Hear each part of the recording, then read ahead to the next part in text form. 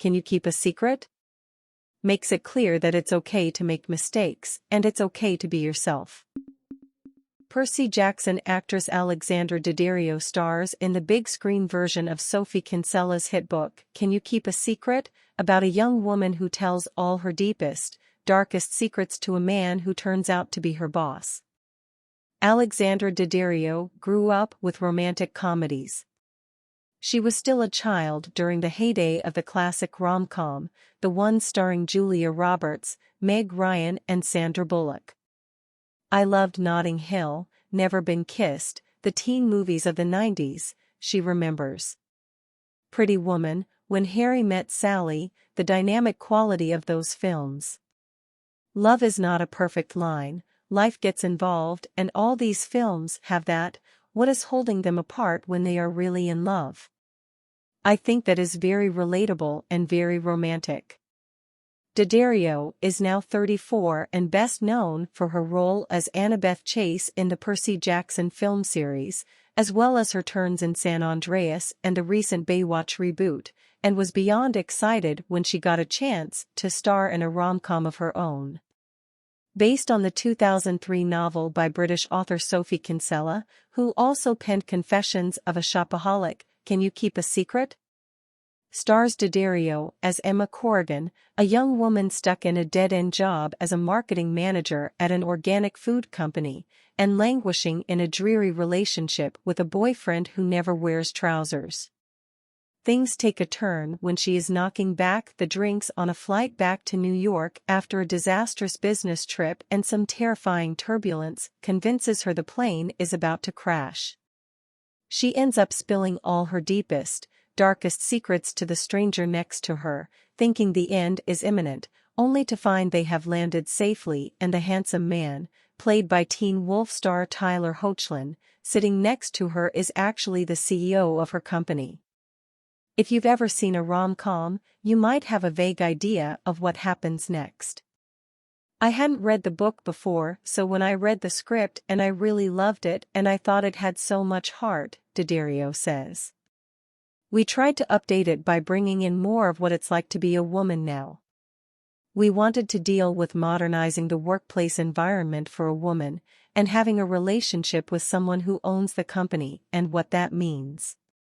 We really had long discussions about what that would be like and what kind of pressure that would put on both of the people, while also maintaining the focus on the fact it's a beautiful relationship between these two people, and also what it's like to grow up and what it's like to not understand yourself and try to come into your own.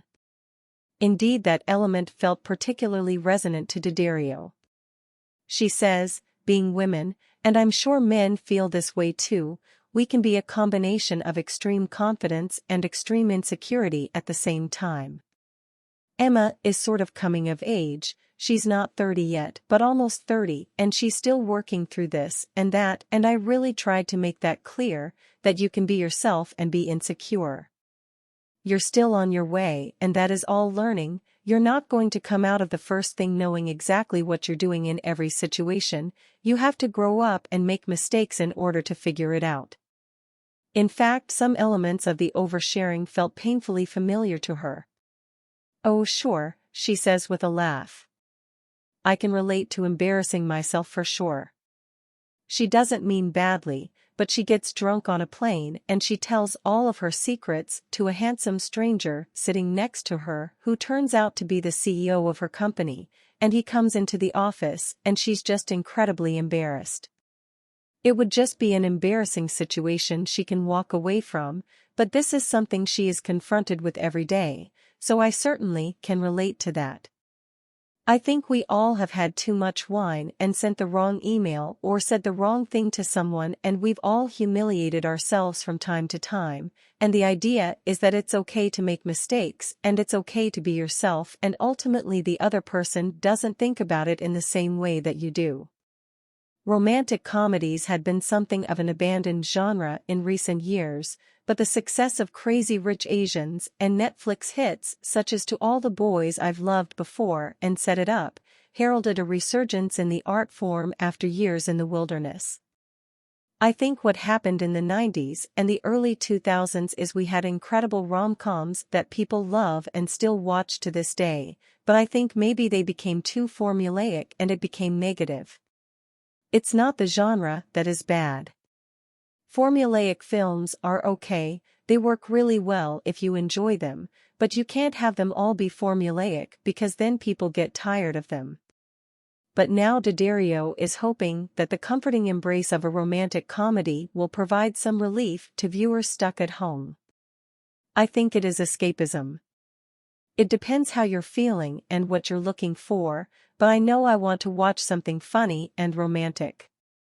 What I love about what I do is I have the opportunity to entertain people and to make them feel, and I think we are all looking to feel and laugh, and that is what this film does, and that was our goal.